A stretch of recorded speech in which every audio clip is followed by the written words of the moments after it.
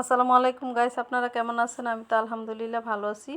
চলে আসছি ক্ষুদিরা শাকের একটা ভিডিও নিয়ে। শুটকি দিয়ে রান্না করব।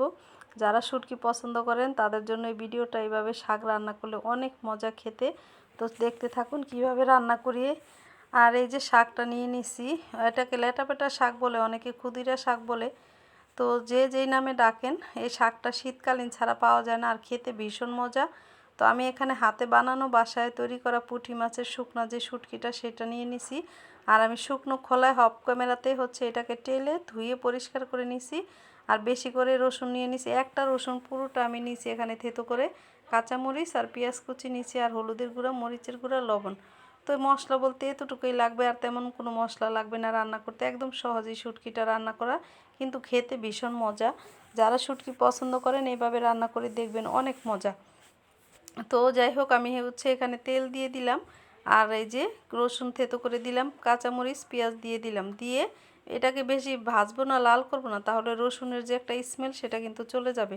তো রসুনের স্মেলটা আমার কাছে খুবই ভালো লাগে, আপনাদের কাছে কেমন লাগে জানি না।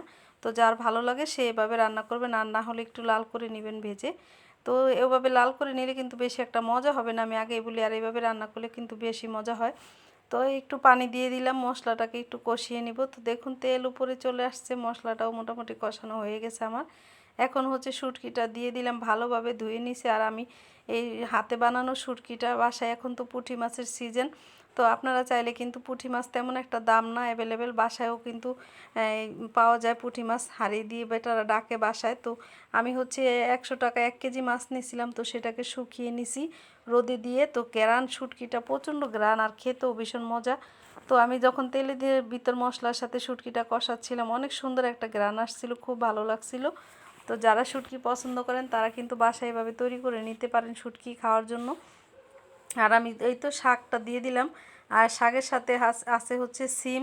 তো ছোট ছোট করে কেটে অল্প পরিমাণে, বেশি সিম না, প্রায় 10-12টার মতো সিম নিয়ে নিছি, দিয়ে দিলাম। আর এখানে 2 আটির মতো এই লাটাপেটা ক্ষুদিরা শাকটা, তো অল্প পরিমাণে নিছি, কিন্তু রান্না করার পরে একদম কমে যাবে দেখেন। আর এই শাকটা এইভাবে রান্না করে খেয়ে দেখবেন, যারা পছন্দ করেন শাক তারা এইভাবে রান্না করে শুটকি দিয়ে খেয়ে দেখবেন কতটা মজা। একবার খেলে এই এই স্বাদটা আর কখনো ভোলা যায় না, যে এতটা মজা হয় এইভাবে রান্না করলে। তো আমি রান্না করছি, আপনারাও ট্রাই করে একটু দেখতে পারেন। আর জানলা খোলা ছিল, বাহির থেকে প্রচণ্ড হাওয়া আসছিল, সেই জন্য এই হাওয়াটার জন্য যে উপরে থেকে রান্নার যে ধোঁয়াটা সেটা ঘুরছিল, তাই ভিডিওর ভিতরে এরকম লাগছিল। তো তার জন্য আমি দুঃখিত, ভিডিওটা তা না হলে যদি ধোঁয়াটা কাটতে যাই পুরোটা ভিডিও নষ্ট হয়ে যাবে, সেই জন্য আমি আর কাটলাম না। তো সবাই আমাকে মাফ করে দিবেন এই ভিডিওটা এইভাবে দেওয়ার জন্য। আর এই তো শাকটাকে একদম সিদ্ধ হয়ে পানি শুকিয়ে গেছে, এখন খুন্তি দিয়ে এইভাবে করে একটু করে নিলে শাকটা একদম মিশে ভর্তা হয়ে যাবে। আর ভর্তা ভর্তা হলে আমার কাছে ভালো লাগে। আপনারা যদি এভাবে না খেতে চান তাহলে ভর্তা করার কোনো দরকার নেই, আস্তে আস্তেই থাকলে ওইভাবেই খেতে পারবেন। তো এই তো পানিটা শুকানো পর্যন্ত অপেক্ষা করতেছি।